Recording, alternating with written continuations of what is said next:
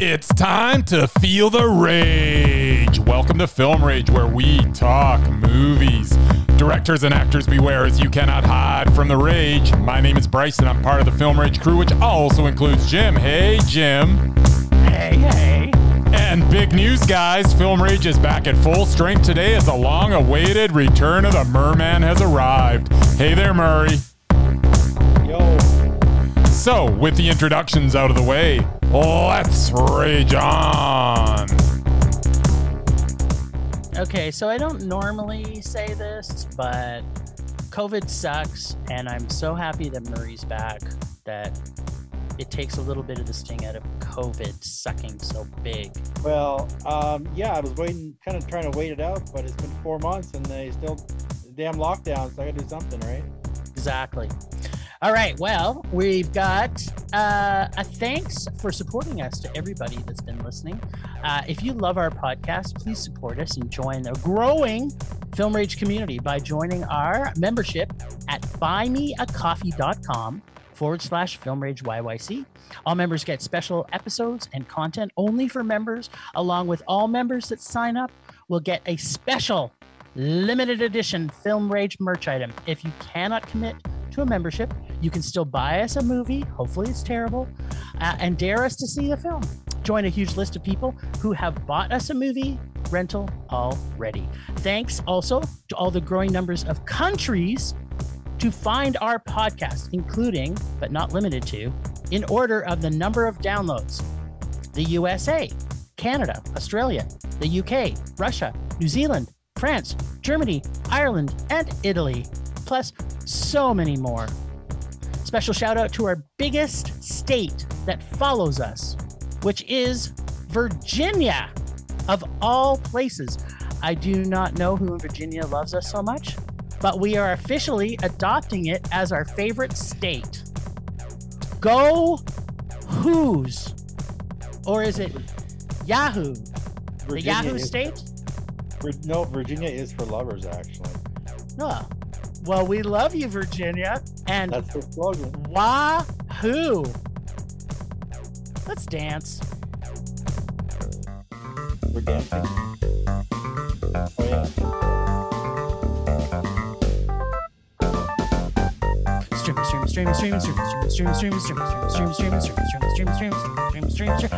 Stream, and wow! We're streaming, Jim.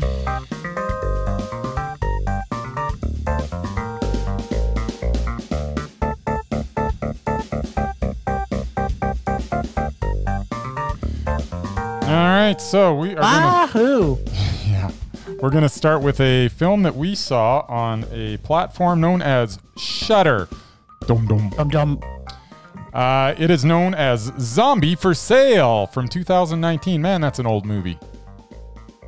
It's just new to us, though. It was released in the States in 2020. All right. 2019 Zombie for Sale. Human experiments by a Korean pharmaceutical company lead to an undead test subject who may be a fountain of youth of sorts, escaping and meeting up with a family of hustlers that own a gas station. Pretty convoluted premise that should not work on any level. But the movie works on all levels. It is a comedy and a horror movie and a romance. At its core, it's about what most Korean movies tend to be about: family. It walks the line between comedy and drama and horror without being uneven. It is a character-based zombie film that is warm-hearted and quirky while still achieving its effectiveness as a horror movie. Most of all, it was very entertaining. So much so that it was Mondo. Oh, damn. Yeah. Yet another Korean zombie movie. Are Koreans the only people making zombie films these days? No, but they do make good ones. I would say no. Yeah, but unlike most Korean zombie films, this was funny as fuck. This is a perfect depiction of how to make a quirky love story / comedy / horror film / zombie flick / redemption of humanity film. The family that this film is about is so unique and have that whole criminal, sneaky, almost Korean cajillionaire equivalent. This had me giggling through the entire movie, especially the fact that our said zombie, the zombie who is a vegan, and his favorite food is Korean cabbage with hot sauce. Oh, he loves the cabbage. Yeah, man, he loves it. This was very slapstick, very hilarious, and was a real pleasant surprise as I almost started thinking there is no such thing as an original zombie concept film to be made. But alas, if someone's going to do it, it's the Koreans. They know their zombie genre. And this Zomcom, for me, was a tasty, vegan-friendly zombie Mondo.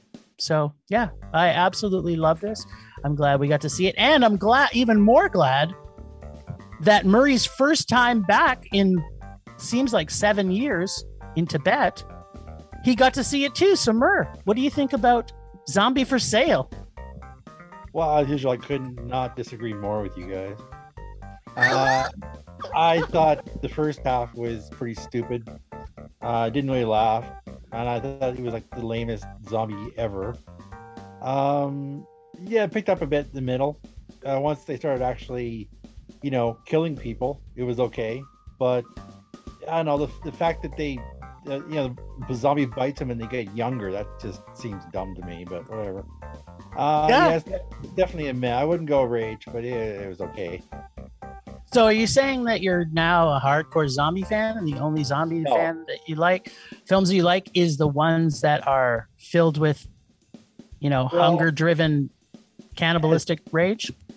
As you know, my rule for horror movies, it has to be funny or it has to be scary. And it wasn't really enough of either one. Tick. Yes, I gotta say it ticked both those boxes. How are you not laughing at how funny that? Oh wait a minute, did you remember what I said this comparison was? I said it was like a zombie cajillionaire family movie, which both you and I thought were Mondo, and Murray did not like. Yeah, I hated cajillionaire. So funny how that worked out. Funny how that worked. Well, at least you gave it a meh, because it did give you a little taste. It gave me a little bit of humor, but not a lot. Yeah. Wink, wink of zombie hot sauce. Yeah, sure. All right, Mr. B. What else did we see? We saw, and I'm gonna mess this up because my, I want to say, Serbian.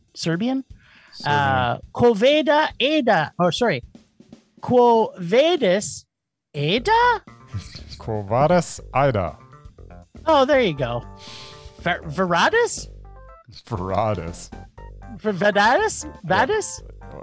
Vadis. It's just okay. Just how it's spelled. But is it English? No, it's not. Okay. All right. So Aida is a translator for the UN in the small town of Srebrenica. When the Serbian army takes over the town, her family is among the thousands of citizens looking for shelter in the UN camp. So, first thing of note, and something I didn't know, as a U.S. peacekeeper, the most important thing to know is that their uniform is hot pants. I'm not sure why, but heck, sign me up. If you're going to go to war, at least I know I can wear hot pants and show off my sweet, sweet legs. I love the costumes in this. I want to get myself a UN Serbian, I want to say 2000 and maybe, no, it's got to be 35 years ago. I'm going back in time. It's like 1995. Yeah, there you go. I want to go back and get my hot pants. That being said, this movie is anything but funny. This one woman's journey to save her sons in a time of genocide is horrifying and extremely sad. The lead actress, Jasna Juricic, I'm going to say, does an outstanding job of showing torture. Juricic. Juricic. Juricic. But okay, anyway, an outstanding job of showing the torture that all the women that she is representing went through during this genocide of their husbands, sons, and fathers. This film brings to light the atrocities that happened in this war on the 35th anniversary of its time. You are not really surprised when the end state of her family is revealed by the suspense that war can be evil, and remind us that teachers can carry on their influences of what history really has happened, even when that message is hard to take. Freaking outstanding in this retelling of a war that was not really that long ago. And this film was horrific and redemptive. And for me, it was Mondo. Where did you stream it? I streamed it on Apple VOD. Yeah. Did you do it on Apple too, or did you do it on Prime? Wish I would have. Why? I would have. Why? Well, what happened? Well, Jim, I would love to tell you how much I like this movie, but I cannot, as I ordered this from Prime Video, and it did not have any subtitles. And since the majority of this was in Serbo-Croatian with a little Dutch mixed in, it was kind of hard to follow. Yet, I did watch the whole thing, and I will admit that the performance put in by Jasna Juricic was nice. one of the more heartbreaking performances I've ever seen, and that is without me knowing what she was saying for most of it. The desperation and determination that she conveyed was a powerful sight to behold. She commands your attention through every frame of this film. The film also has a very nice progression to it. The tension that builds throughout is very well plotted. At some point in my lifetime, I will watch this film again, and I'm pretty sure it's going to get a Mondo. But until I see it with subtitles, I can't offer a definitive opinion at this time, because for a lot of it, I didn't know what's going on. I tried everything. You could not get subtitles. And I will. I might touch upon this in my rage later on. Oh well, I'm always on board to rage against Prime. There you go. Not Primus, but No, Prime. Prime. So Bezos. The lesson learned here is what, Bryce? What is the lesson here that we're learning? Something to do with don't order from Prime if you can help it. Yes, that's exactly the message. Thank you. You have now caught up. Okay, why don't you tell us about the most exciting thing that you've ever made me watch in my life, which is called Thunder Force. Yeah, Thunder Force on Netflix. By the way, before you jump into this, Yeah. Murray, you can count yourself lucky that this is one of the times you didn't have access to Netflix. I can tell you that right now. That wouldn't have happened anyway, because I don't like either one of them. So I definitely wouldn't have watched this. All right, well, Thunder Force, brand new 2021. Okay, so Melissa McCarthy and Octavia Spencer star as superheroes who have to save their city from supervillains. There is one scene in this that is watchable. When Frank, played by Kevin Dunn, tries to teach Lydia, played by McCarthy, a life lesson by telling her a story about skipping a stone across the water, I actually laughed a few times. But that was it. The rest of the movie was awful, and not fun awful. You know, the type of awful that you cannot wait to talk about because it's so dumb it's funny. This was a type of awful that was so dumb it was dumb. The concept was tired and predictable. There are talented people involved in this project that need to learn to say no. I thought that even if this was bad, it might be fun to talk about, but I was wrong. This was not fun in any way. It's just bad. It's just a rage. I have a feeling, and maybe you can correct me if I'm wrong. Yeah. See how my one eyebrow is kind of giving you that lift? But I have a feeling that your review of this movie is going to give some indication of what bad can look like, and yet maybe still watchable when we talk about our dare later on. But that's just a hint. Perhaps that's going to happen. All right, so Thunder Force. Okay, so the children CLFs acting. There's three different actors that play these characters. The children CLFs acting was awful, but the superhero idea was fun idea. Plus, I love that young Melissa McCarthy's character was a kid who does kick ass and punch dicks, although her acting took a kick in the dick. Teenage CLF's acting is a little better, but the dialogue did not prove one iota. But then when all seemed lost, the great and powerful soundtrack of Those About to Rock came in and did exactly that. Yes, getting AC/DC on the soundtrack gets a bonus point for sure. But you know the expression, -1 plus +1 equals 0. Or should I say, math says that -1 plus 1 equals 0. Gives a really good indication of where my thoughts are going with this review. Best stone-skipping life lesson ever told. It really was. Ditto there. I think Frank is me as an old dude who owned the diner that was frequented in this film. Hashtag, I'm an owl. I'm an owl. Octavia Spencer's acting has to be talked about. What the fuck was that? I don't think she's cut out for comedy. And once the film was able, like, this is a film that had an Academy Award recipient. And, you know, I don't think much of Academy Award recipients, but I can 100% tell you that I've loved Octavia Spencer's acting. And at one point in my life, I thought, maybe after seeing the movie Help, that put her up against motherfucking Viola Davis, and there could be a competition. Oh, no. So by 42 minutes into this movie, I started wondering if this was actually a comedy or an action or a buddy film. And then I realized none of these things were happening. So I'm like, what is this movie? Bryce, perhaps you can help me here. What exactly was this movie? I don't know. It wasn't funny, so it wasn't a comedy. I think it was an action movie. I'm going to go action. My vote's action. Okay. But it was a bad action movie. I just want to bring up the fact that if Octavia Spencer against motherfucking Viola Davis after seeing the film Help was potentially a competition, if not a close battle, I feel this could have made, she probably could have made a couple rounds after seeing that. But after seeing this, I fear that perhaps we may have to have a discussion about Octavia later in the list. The only thing that stopped me from walking out of this movie was that Jason Bateman showed up. And yes, I watched this at home, so you know what that means. This film was so terrible, I almost felt like leaving my house to live on the streets for life if it meant I didn't have to finish watching this film. But Jason Bateman, Bryce, he saves a lot. What's that? He saves a lot of movies. But Bryce, didn't it make you almost want to switch from being vegan when Melissa McCarthy started licking his tasty claws?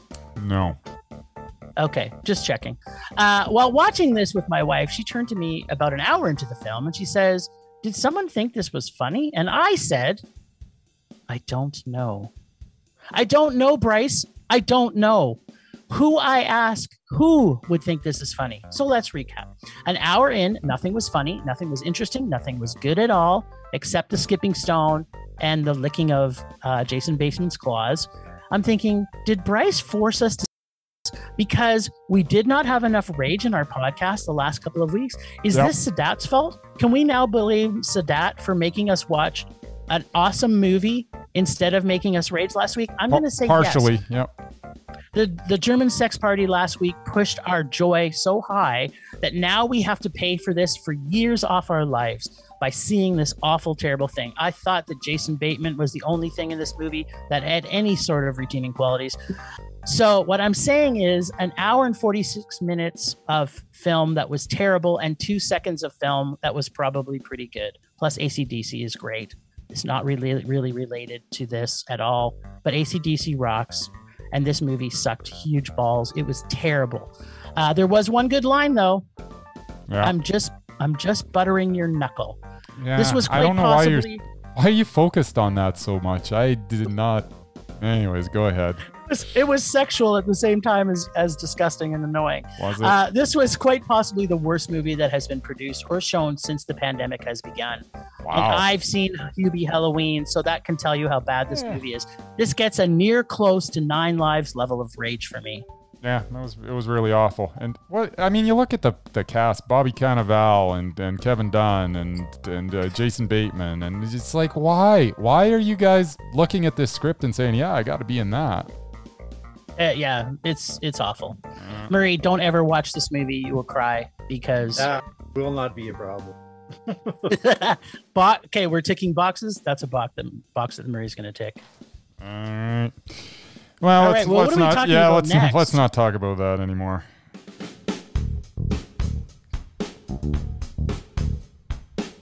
I don't know, Jim. What are we talking about next? I don't know. I'm talking about this groove, man, because it's so fabulistically fabulous. Mm-hmm. So we got to see a film from NFB. It is soon to be playing at the Northwest International Documentary Festival in Edmonton, May 6th to the 16th. And that's at NorthwestFest.ca, which is also playing Fanny, by the way. So if you get a chance to check out NorthwestFest.ca, 100%, it's awesome. So we're seeing the magnitude of all things from 2020. Filmmaker Jennifer Abbott explores the emotional and psychological dimensions of the climate crisis and the relationship between grief and hope in times of personal and planetary change. So, the magnitude of all things. I love the message that this film breaks. Let's stop trying to protect our feelings by government lying to us. Let's stop thinking that the people need to be protected from what is coming. And what is coming? It's mass extinction, people. This is the message, and I'm on side with this message. I had some real problems with the structure of this doc, though. First off, nothing in this was new to me. Had no new content and had content from things I've already seen many times about climate change. In fact, almost every clip from my hero of the future, Greta Thunberg, was all repeat from other movies I've seen her in. The symbolic link of the woman dying to the end of our society as we know it helped to carry a level of dread through this film, but most of the film to me was focused on the end point, but unfocused on getting a stronger vision for this change to happen. It was basically a bunch of little stories tied loosely together, hoping people will want to make change. It did not make me rage. I did not feel emotional or a desire to make change after watching this. Creatively, I felt it was a very new take on a doc. So I really did like the fact that it's a different way to show a doc. But as those of you who know me, a doc like this has to move me in some way, and this one did not. This film has a great message for us, and I just wish it was done a little bit better. This film for me was meh.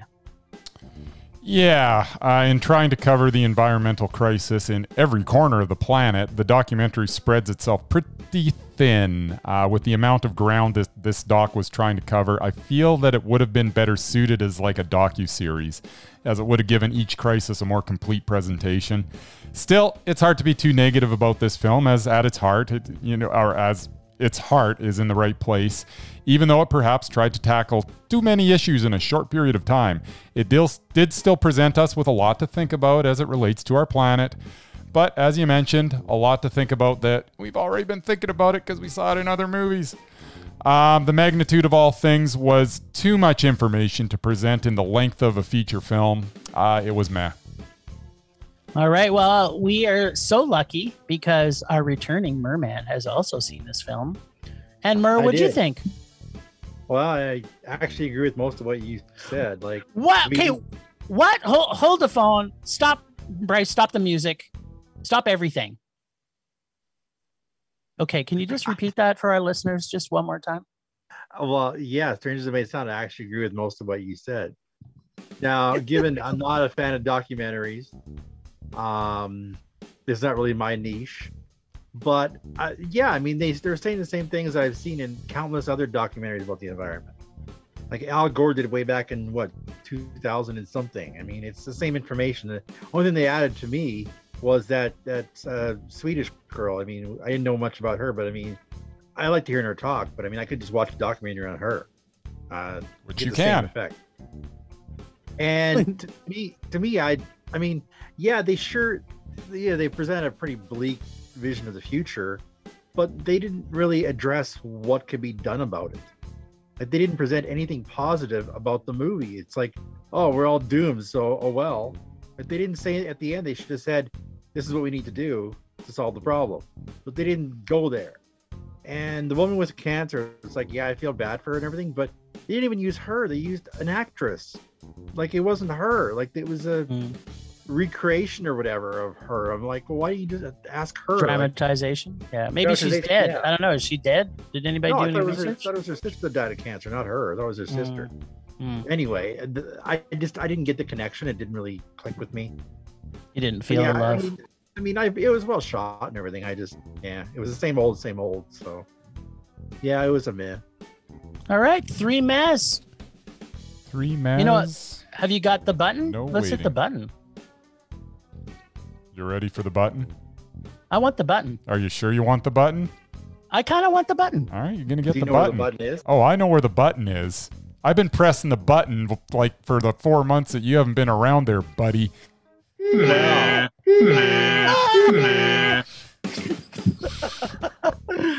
Sweet Georgia Brown. Sweet Georgia Brown. All right. So from there, we saw something else. We did. We're done. No, there's a surprise. Yes, we had a last minute addition because me and Jim had a email battle back and forth saying we have to include this. He's like, no, it's TV. I was like, no, it's not, you wiener. Anyways. It is 100% true. I am a wiener. Yes. I will not argue with that. I am a wiener. This movie happened to play at the Venice International Film Festival last year, along with the other movie that we just reviewed, Quo Vadis, Aida. So yeah, they both were at the Venice International Film Festival. But it is new to Netflix. It is 2020's Night in Paradise. This is a mob movie that drips with blood, literally. There's a lot of blood in this movie. Yeah, so tasty blood. The violence is nicely balanced with well-acted, effective, dramatic scenes. It is well written with well-developed characters. The motivations of all involved are clear. Every calculated move by the characters made sense and had purpose. The foreshadowing of what was to come with the bottle shooting scene was a little on the nose, but that's a minor gripe. The pace of this was slow and steady, which allowed me to bask in every blood-soaked scene's brilliance. I love this action, mob, romance, revenge movie. This was Mondo. Yeah, I'm kind of, you know what? Those are things normally we don't hear from your voice. Is the word action movie and Mondo in the same sentence. So that's got to tell you something, listeners. You guys got to tell you something. Every shot in this movie was so clean and so crisp. The music was so subdued and almost non-existent.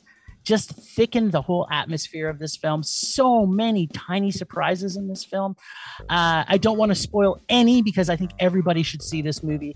But whatever you think is going to happen, I would say don't count on that because it might not. So don't think, oh, this is like every other action movie that, say, perhaps Liam Neeson would make, where you can kind of write the script yourself or just cut the script from his previous movie and it's the exact same movie. Oh, someone got kidnapped and then something happens. I love that the dialogue was so minimalistic and so straightforward. Not all that wasted nonsensical words that you find in American gangster movies, such as, say like another Scorsese film, like The Irishman.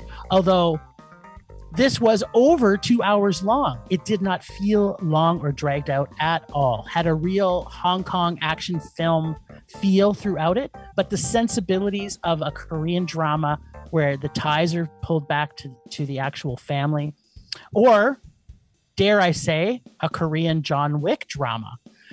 This had a fantastic motherfucking ending with a great, dramatic, very well developed, character driven ladies who kick. It's just lady. It's not ladies. It's just lady who kicks ass and punch dicks. Motherfucking Mondo. Did I mention that I was completely satisfied with the blood-soaked ending? And I don't want to tell you what happens, people, but if you can make it to the end of this, It is so satisfying. There is brain and blood everywhere. Everywhere. It's a good flick. It's Mondo. I hate to paint something with a broad stroke. Man, those Koreans know how to make a movie. We got 2 of them this week, and they're both Mondo. You know what? I've said this for years. It's very hard to make a bad Korean movie. Yeah.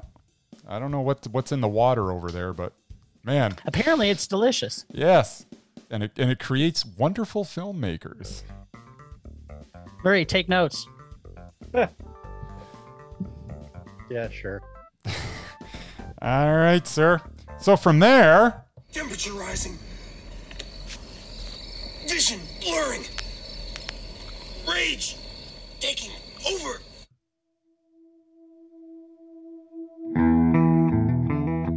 Okay, my rage this week is really quite simple. Normally, you know me, I'm a complex rage type guy. But this week it's going to be very, very, very, very, very, very simple. Number 1, Academy Award winners should not try and do comedies unless they're good at it. There, I've said it. Octavia Spencer, do not make comedies unless you think you can do it. And after seeing that movie that we saw this week, I'm not sure if you really noticed it, but her acting was absolutely terrible. Her timing was terrible. Everything about her was terrible. If this was the only movie I saw Octavia Spencer in, I would say she should not be on the mesmerized list. There is another list that I would put her on. And I will just leave you all to believe what that list would be. That's my rage. Fair enough. I got no problem with dramatic actors doing comedy. A lot of them do it well. If they do it good, if they can do it good, and I don't know any. Was it her fault or was it just a bad script? And you get on. Her acting was terrible. You know what? You get on set and you got these lines that you got to deliver, and if you don't believe in them, then it doesn't matter. I'm gonna play 2 cards here. All right. Okay, so the first card I'm going to play is, I think you know what I'm going to say. I'm going to say motherfucking Viola Davis. She can be whatever she wants. What does that have to do with the price of tea in China? Why are we talking about Viola Davis? She's been in bad movies, but she always delivers, even when it's a comedy. All right. She's good. And I'm going to say Frances McDormand.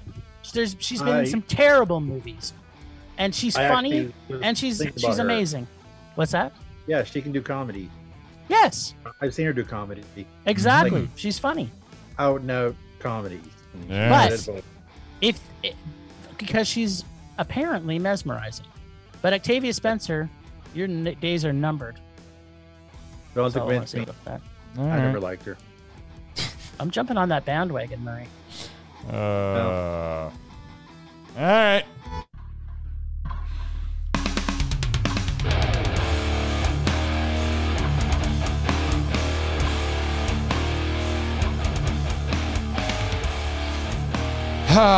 Okay, Prime Video. You charged me $5.99 plus tax, so you actually charged me $6.29 to watch Quo Vadis, Aida. And there were no subtitles. I tried everything to bring up the subtitles. The best part is when you try to bring up the subtitles, it would give you the subtitles for when they were speaking English, but when they were talking Serbo-Croat or Dutch or any other language, the subtitle would say the language that they were speaking, but literally after that would just be blank. So it'd say, yeah, they're speaking Dutch, and then you'd hear them speak Dutch, but there would be no subtitles. It's like, fantastic. I know they're speaking Dutch, but I have no idea what they're saying. I am so happy with this. So,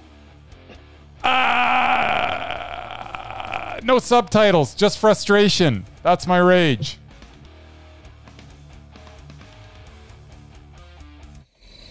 Rage subsiding. Pulse slowing. Anger fading. All right, Jim. I think we've got some sort of promo to play.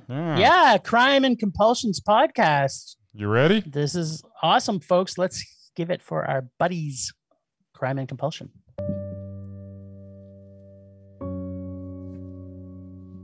Hey guys, this is Ben. And I'm Karen. All you do is read about crime. If you have serial killer posters in your bedroom, If you're hiding newspaper article clippings under your bed, looking at you, Karen. don't be concerned. We share your compulsion. Join us, Ben and Karen, husband and wife team, as we delve deeper into the mind of serial killers. Dive into the darker side of humanity, but from the safety of your own couch. You can find our website, crimeandcompulsion.com. find us on Facebook, Crime and Compulsion. find us on Instagram, Crime and Compulsion Podcast find us on Twitter. at Crime Compulsion. Find our episodes wherever you get your favorite podcast streaming from.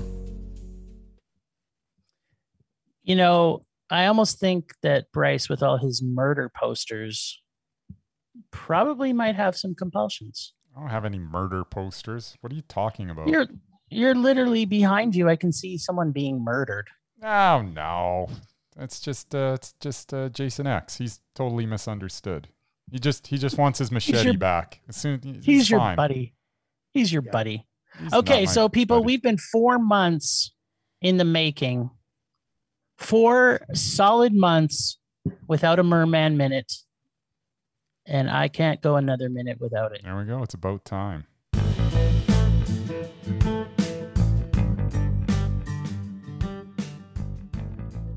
All right. Well, as Jim says, it's been 4 months, and the reason why it's been 4 months, besides the fact that I don't stream and like doing things online, is our stupid government has had us in lockdown for pretty much the last 4 months, the exception of maybe 2 weeks.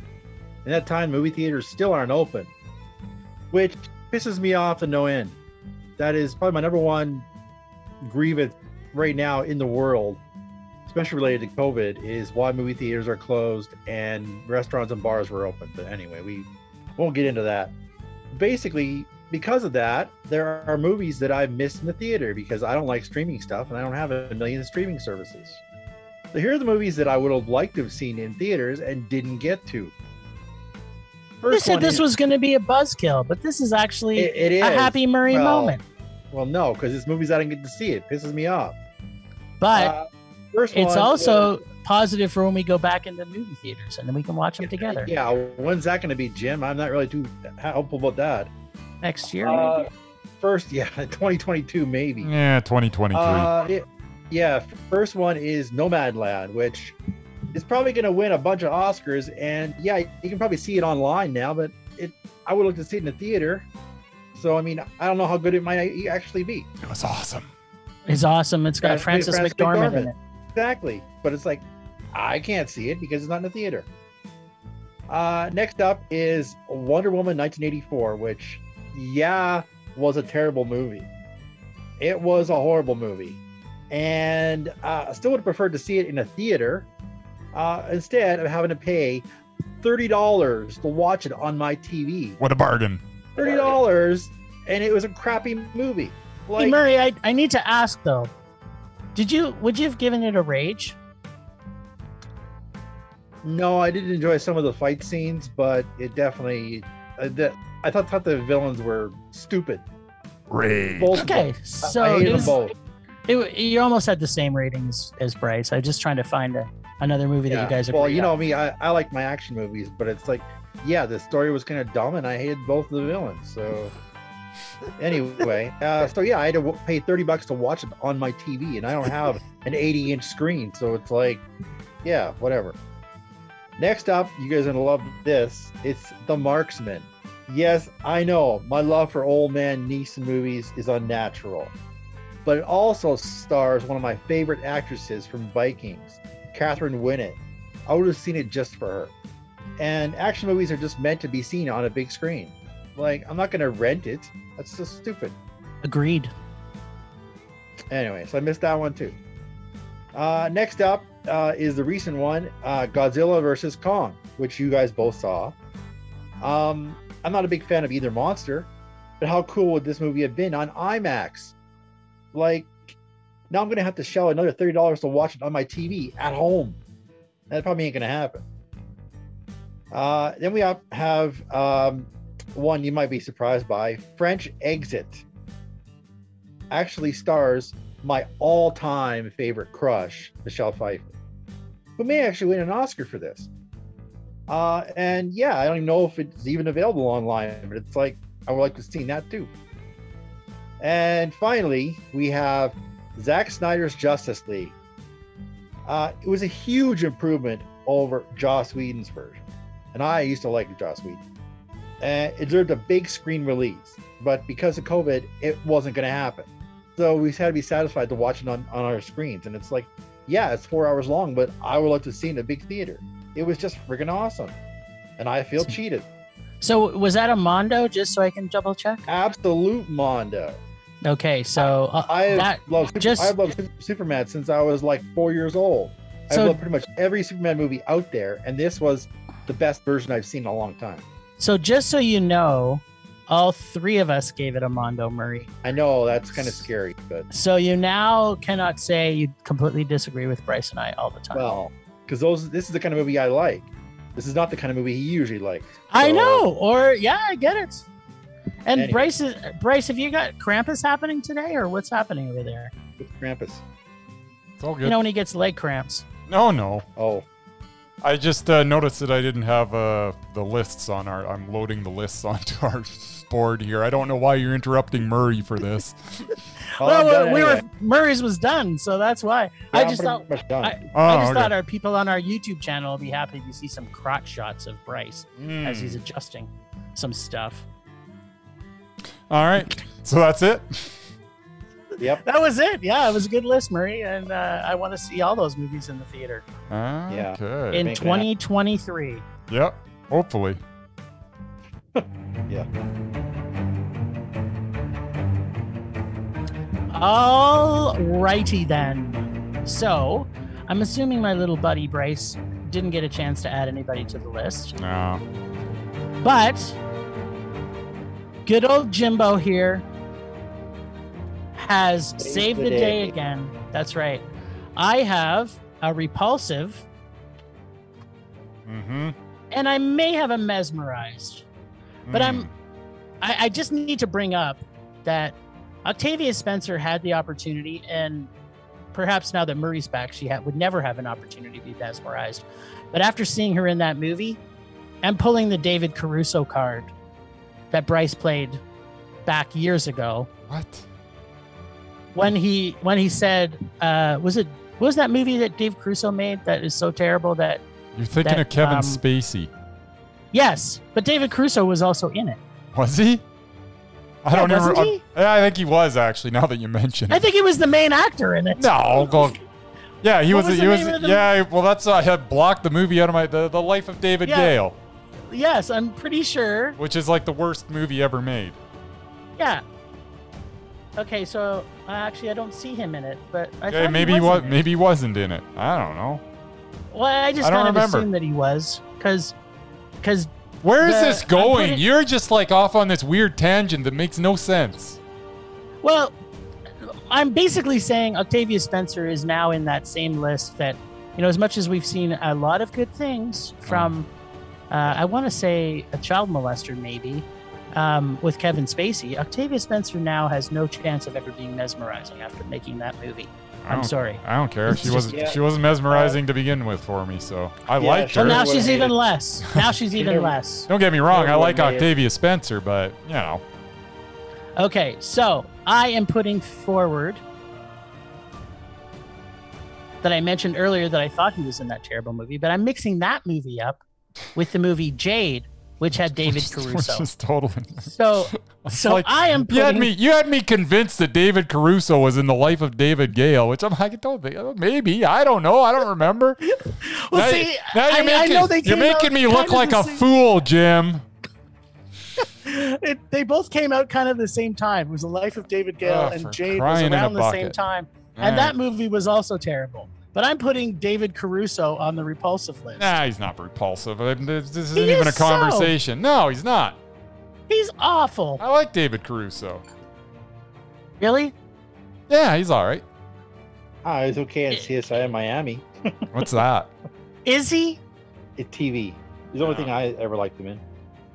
Yeah. So let's just talk about some of the movies he's been in. Let's talk about him because I don't remember him being that bad. Yeah, his last movie, because Yeah. he's probably retired because he's repulsive, is a movie called Black Point. Never seen it. It's terrible. It's a rage. Okay. Maybe we could actually get him on the touted list.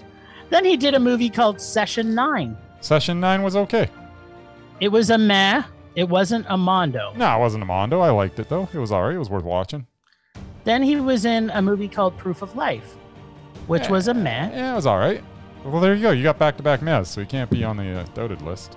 You're right. Yeah. But then he was also in Body Count, which was a rage. I'm trying to remember what Body Count was. I'm not sure it was a rage. I don't remember. It's terrible, and it is. What else you got?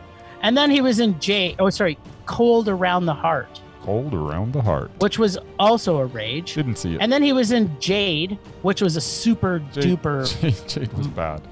Huge rage. Yeah. Like there's just so much bad. The fact that I would choose not to see a movie because I find David Caruso He's been in a couple good movies though. Keep on going. What was he in that was good?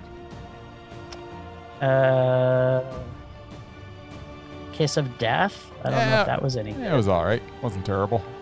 He's an all right, but he's Mad Dog and Glory. I loved Mad Dog and Glory. Bill Murray. Hudson Hawk. Hudson Hawk was like one of the worst movies ever. I hated that movie. A lot of people liked it. The King. Oh, he was in The King in New York. Yeah. Excellent movie. That's a Mondo. Yeah, but he's repulsive. Okay, well, apparently he's not as repulsive for you. But not for me. I like him. Why is it, according to this, he hasn't done anything in 2012? Because he's terrible. He's been Captain Television. On here is CSI in Miami. Yeah, because no one will hire him because he's repulsive. So it's been apparently like 9 to years. everybody. Could be retired. Not everybody wants to work till they die. Sure. I don't know. It's because no one will hire him because he's repulsive. That's what I'm saying. Yeah, well, I disagree. Well, I didn't know we even had this list, but yeah, I'm okay. Whatever. Okay, so Murray, are you thinking that David Caruso's repulsive? I don't know. Like I said, he hasn't done anything in 9 years. So I don't know is no. Because repulsive is a strong emotion. Still has to be. It still has. Okay, so I've got a. Okay, you know what? I'm not giving you a mesmerized this week. I'm going to give you 2 repulsives. All right. If this one doesn't get on, then you two are both idiots. I'm putting Larry the Cable Guy. Yes. I like Larry the Cable Guy. What? Stand up. He has terrible movies, but David Caruso and Larry the Cable Guy. Is he not repulsive in every movie he's been in, Murray?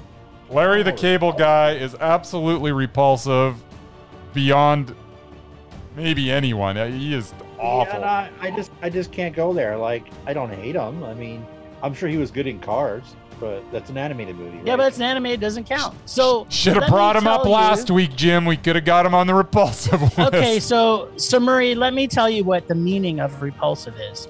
These actors or actresses are voted on by the Film Rage crew that when they are on screen are completely repulsive and make you want to turn off the movie.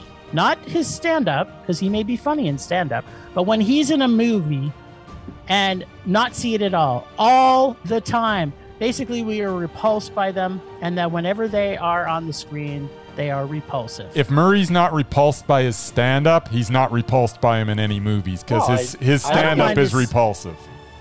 No, it doesn't bother me. He isn't a great actor, but I mean, he is what he is. But is he repulsive when he's in a movie? Not stand-up. He's saying no, Jim. I don't know why you're trying to get him to say yes. He's absolutely not swinging on this. I mean, he looks like he was in Medea Christmas. I probably would have been turned off by that. But then not for him. Yeah, because he's in this movie. The movies he picks are repulsive. He hasn't even done that many movies. He's done like 3 movies. Like, yeah. Mostly it's TV and stand-up, so he was in Jingle He was in Jingle All the Way too, so. Yeah, you should see that, Murray. See, I was gonna see that, but then I got shut down because of the freaking lockdown before Christmas. You can still see it any time, Murray, and then we would love to hear your rating. I missed all. I'm not gonna watch it in April. Oh goodness! Oh well, double bada swing a bada. That was a swing and a miss, folks. No one's repulsive this week. All right. Unfortunately. That's all you got? I got lots more, but That's all I'm going to give you today.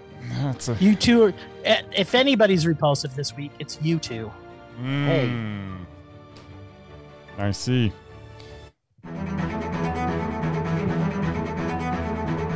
This is all you, Mur. Oh, I gotta do something now? Yeah, you do. Last week on Rage or Dare, another one of our fantastic listeners, Amy, yeah, I think I know her, bought us a movie rental and dared us to see the 1981 wildlife film called Roar. Do we finally get one of our listeners dare to see us a truly rage film, or are we seeing a pattern of listeners who love us so much they refuse to torture us the way we truly deserve to be filled? Okay, that sounds weird.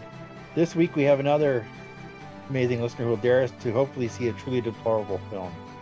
Check in with Bryce and Jim to see if Roar was the rage we were so hoping it would be, or just another film about lions, tigers, maybe bears. Oh my.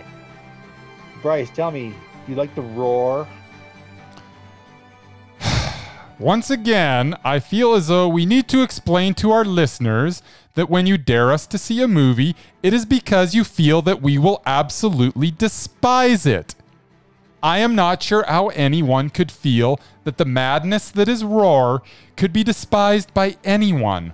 Watching Noel Marshall antagonizing actual lions and getting mauled on camera repeatedly, along with others in the cast, is something that is impossible to rage about. This movie had me on the edge of my seat as I watched dumbfounded as the lions and tigers created a constant state of danger for the cast and crew of this film. I mean, sure, there wasn't much of a story, and the acting wasn't terrific, but it really wasn't acting as much as it was just fearing for your life.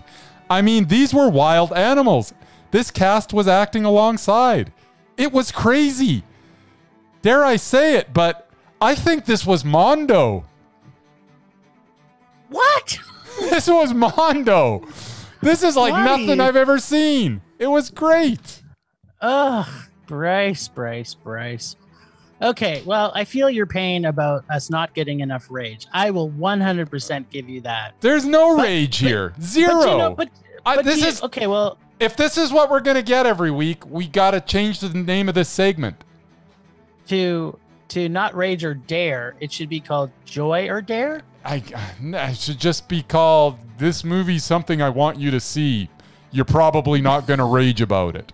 It's kind of a long title. I think we should go back to Rage or Dare. Well, we can't help it.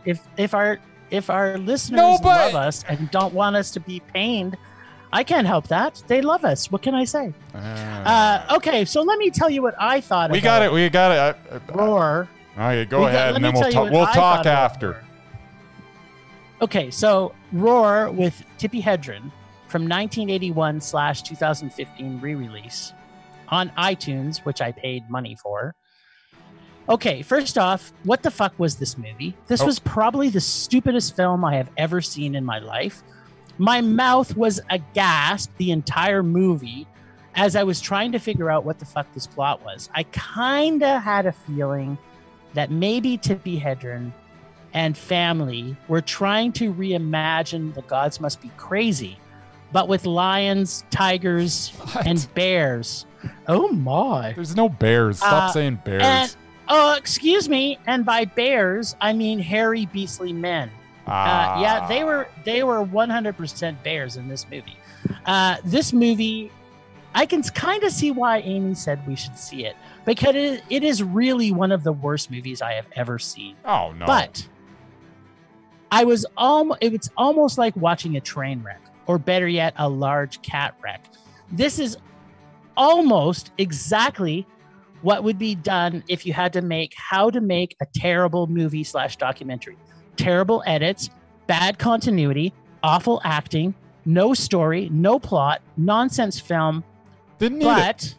I still found myself intrigued by so many animals, all in what I can guess was a set / someone's house, maybe? Not really. This movie was truly an awful film experience, but I put it in the so bad it's funny category.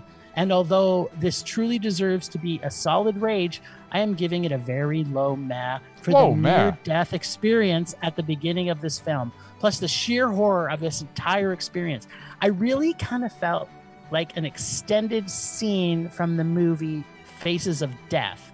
That's what I felt this movie was. It was like somebody watched the movie Faces of Death and then said, why don't we try and make a full feature movie starring lions and tigers and put some bears in it? Okay, so can you explain to me what the whole beginning about the film? I was at the very beginning. Like, why were they in Africa / India? What does it matter? I'm just confused. I don't know why you're nitpicking. In Africa? I don't get it. What like, you've got tigers and lions living together. Like, are we living in the Tiger King world here? Were they trying to make ligers? Was that? No, they're just trying to save the tigers and lions. I don't know whether they were in Africa or India. So, like, what country was this supposed to be? This just added a little bit to the mystique of the film. I mean, was this shot in the African lion safari, perhaps in Ontario? I have no idea. No, it was shot on location. This was all legit, man. Tigers don't live in Africa. They don't live there. I don't know where it was. Doesn't it say at the end of it where it was shot? I don't know. I just don't understand why we've got all these animals living in a cardboard box. It's just, this movie was terrible. It was insane. It was still insane. It was like, a for me. I feared for everybody's life. I was like, wow, I can't believe that no one actually died. I'm sure glad that we were told to see this. Apparently, Melanie Griffith actually had to have plastic surgery after because she actually did get her face mauled a little bit. Really? Melanie Griffith did? Yeah. Legit. Really? Yeah, look it up. It's crazy. Yeah. It was a hot mess, that movie. I know. It was so good. It was not a Mondo. There's no way it was this Mondo. Was a Mondo. Yeah. No. I'm going to watch it again tonight, I think. Go ahead. I will. Just watch it. Watch me watch it. No, that's like the opposite of what I wanted to watch you watch this. That'd be like watch a terrible movie and a terrible person watching a terrible movie. Yeah, but maybe the joy that I feel will be infectious, and you'll. I was dumbfounded through this movie. Absolutely. As was I. That's why it was Mondo. Thank you. No. Thank you for making my point. Dumbfounded does not equal Mondo. It does in this case. Well, I have a feeling, though, that, okay, so we have our now third in a row. Yeah, this is getting ridiculous. Next week. We're got to go off of our listeners if this is what we're going to get. I don't know. I'm sorry. That's the listeners tell all. You know what? We've got a format. Positive. It's Rage or Dare. And if the listeners are going to keep on giving us this stuff where I'm not going to be raging at all, I can ridiculous. 100% guarantee that you are going to rage at next week's delivery. Because I can tell you I've seen half of it, and I haven't stopped raging all the way through it. So it's going to get a rage from me, and I don't want to. Maybe I shouldn't be saying that. Well, you don't know if you've only seen half of it. It might redeem itself in the back half. Maybe. Yeah. All right. Well, next week we're going to get to see all of An American Pickle. Really? Yes. Oh, with Seth Rogen? Yes. And where he plays two characters, no less. He's doing an Eddie Murphy on us. We get to see double the Seth Rogen, which means double the rage. I'm almost guaranteeing that we will rage off this. I actually want to kind of see this. I heard about it. I think it can't be that bad. I like Seth Rogen. He's funny. No. No, he isn't. No. Yeah, he's good. No. I like him. Looking forward to it. Okay, well, I can say good luck to us on this.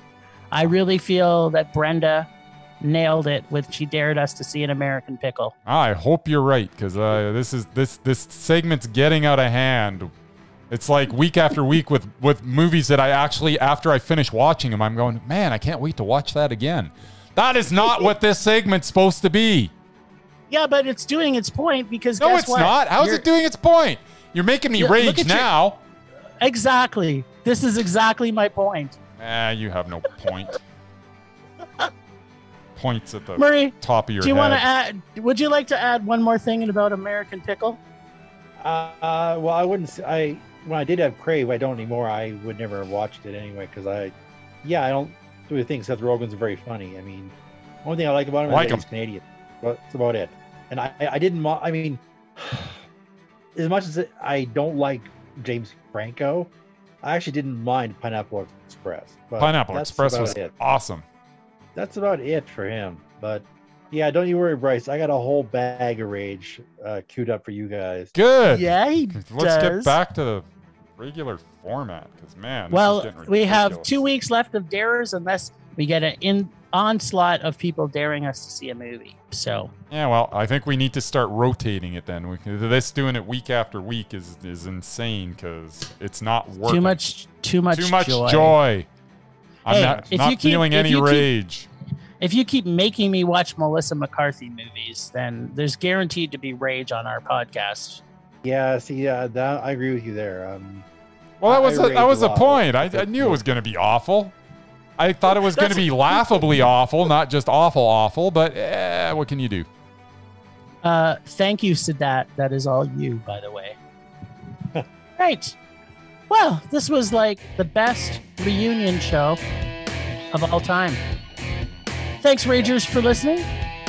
Rage love out to James, our only member subscriber. Thanks to the extended Film Rage crew of Leonard Conlon for Statistic Vision Photography via Leonard Conlon Photography. For Bex Goose for her animation skills and artistic skills at PotatoLadyPodcastReviews.com. Find us on social media at Facebook, Twitter, and Instagram at Film Rage YYC. Check out everything Film Rage at FilmRageYYC.com, including our merch site for both Redbubble and TeePublic.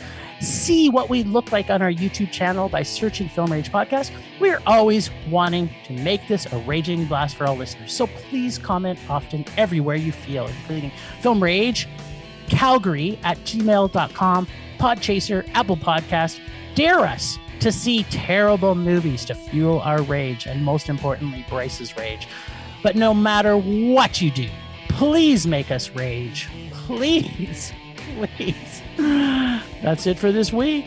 Rage on. Rage on.